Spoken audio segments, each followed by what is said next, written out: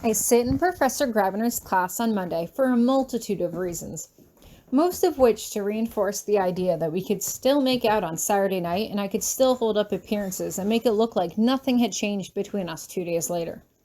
At least, that's what I wanted him to think I was there for. I had to make sure to do this quickly, before Minnie had time to tip him off. After class, I pack up my things slowly, trying to figure out how to approach him when he surprises me by coming over to me first. "Come visit me this afternoon," he says. He's not looking at me. Instead, he's watching the door, making sure no one sees this, and I take the opportunity to let the back of my hand brush against his as I gather up my books. "Here?" I ask coyly. "For our private study lessons?" He turns to face me. "You know where." I bite my lip and smirk at him, and I'm almost surprised to see him return it. "Okay then," I say quickly. "See you this afternoon, Professor." I return to my room and try to do some homework, but I can't focus. Obviously, Saturday night had changed things for him, and they had for me too, but in a totally different way. I couldn't worry about my silly infatuation with him any longer. Something serious was going on, and although I wasn't entirely sure our feelings for each other weren't a part of it, I had to focus on the mission. I had one goal: seduce him and get him to drop his guard long enough to let something slip. It didn't have to be much.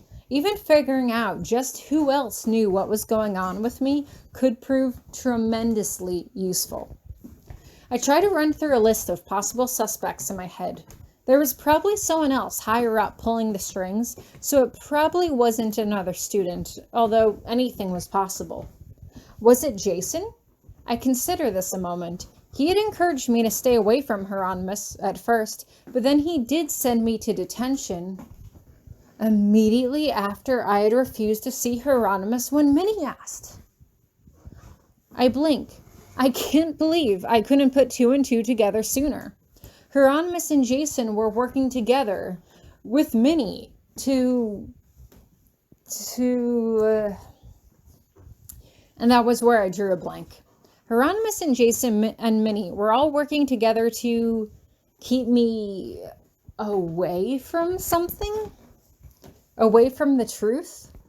Well, that was for damn sure, but what could have happened to me that they didn't want me to remember? I hesitate for a moment. I think I have a general direction of where this is going, but I don't want to jump to the wrong conclusion. Or worse, the right one here. I need to see Hieronymous. I feel like the wheels are in motion, and it's only a matter of time before I figure this out. It's only about 1 p.m, but it is still afternoon as I rush towards his door. I knock once, and he opens it immediately, as if he had been waiting for me. "Hey," I say, smiling up at him. "Hey," he responds quietly as he shuts the door behind him. "How are you?" I shrug. "Good." I look him up and down, and he runs his hands up and down my arms, leaning forward to kiss me. I wrap my arms around his neck, letting his hips pin me to the door as I push against him. He kisses me back for a moment, and I start to get lost in him again when suddenly his hands come out of nowhere, pinning my shoulders to the door painfully as he pulls away. "What did you say to Miss Cochran?" he asks, his voice low and angry. "What?" I gasp. "What did you say to her?" "Nothing." I struggle in his grip. "I apologized for last week. You're hurting me." "And did you also happen to mention that I said certain things to you?"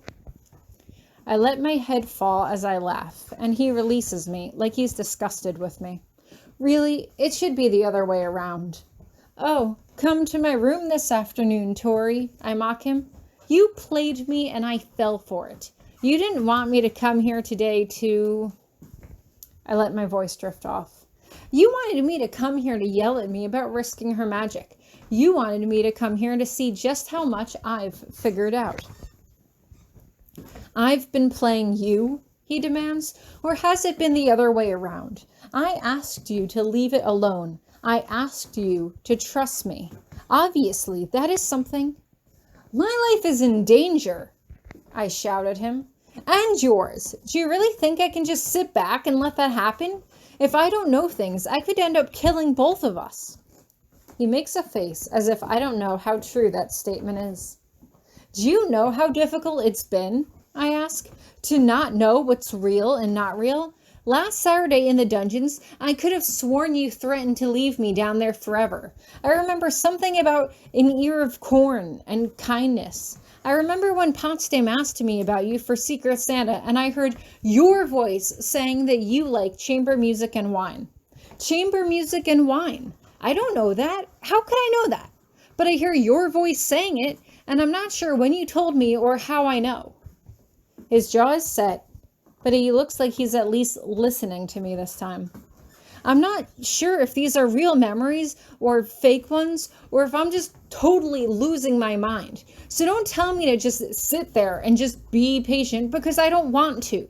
I want to do something. I want to stop it. The only way we can stop it is if you stop digging into this, he says, his voice low and dangerous. Give me more time. I can figure this out, and once I do, I can help you. And that doesn't make any sense, I yell. You are keeping so much from me, and yet you ask me to trust you. I shake my head.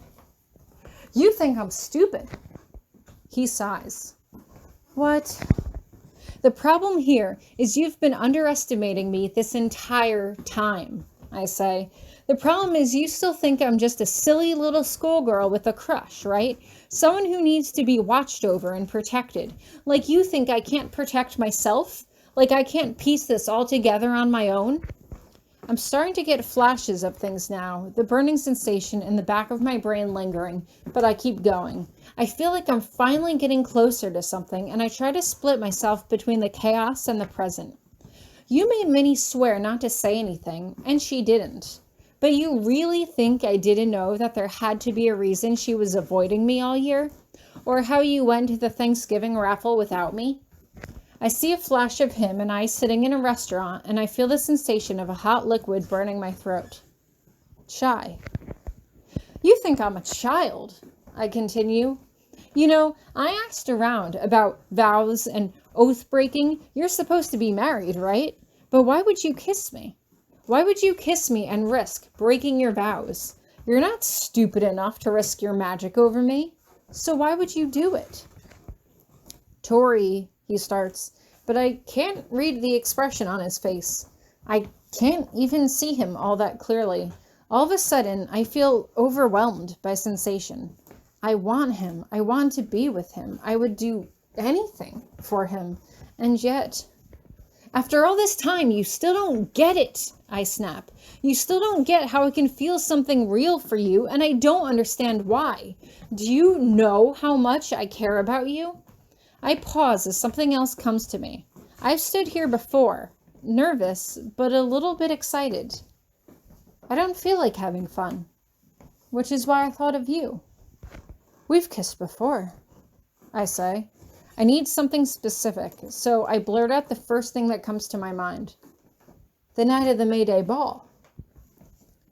How much are you remembering? He asks.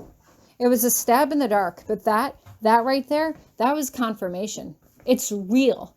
These memories are real. For some reason, the book from the library comes back to me, and I can't believe how unbelievably stupid I've been. Of course these memories are real. Someone's been shielding them from me. But who? But why? That's probably been shielded too, of course, but if I'm strong enough, maybe I can see through it. I need to keep looking. He's standing only a few feet in front of me, but he's so blurry as all these flashes race across my vision. I'm trying to look for who did this to me, but all I'm getting are flashes of me and Hieronymous. All summer, I murmur. I was here with you all summer, which is why you were so upset when I didn't. Tori, stop, he warns, reaching out and grabbing my arm. Please, Tori, stop this. Please, focus. But I can't focus because it all makes sense now. Just like the book said, when your memory is wiped or shielded, you don't lose your impressions or your feelings. That's why I've felt so connected to him this entire time, despite yelling at him and claiming to hate him. A sudden realization crashes over me like a wave of ice water. This means I really do love him. Shit. I'm going to go deeper, I tell him. I'm going to try to figure out who did this, but it's hard. There's so much here. But I don't understand. Why me? Why erase all my memories of you? I think he's talking. Maybe he's screaming my name, but I can't hear him now.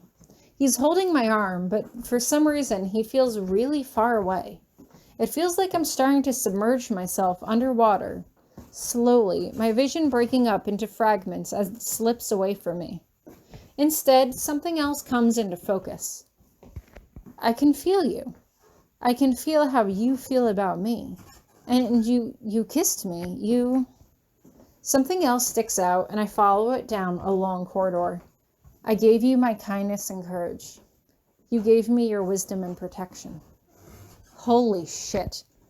I'm Mrs. Grabiner, I explained suddenly, and all the pieces click together. I'm your wife. Suddenly, I'm aware that I'm sitting on the floor, but I don't know how I got there. Hieronymous is kneeling over me, and he's yelling, hands on either side of my arms. I think he's hurting me, or trying to hurt me, trying to snap me out of it, but it's too late. I don't feel anything. I'm strong enough to do this, I tell him. We need to know who did this. I'm going to look deeper.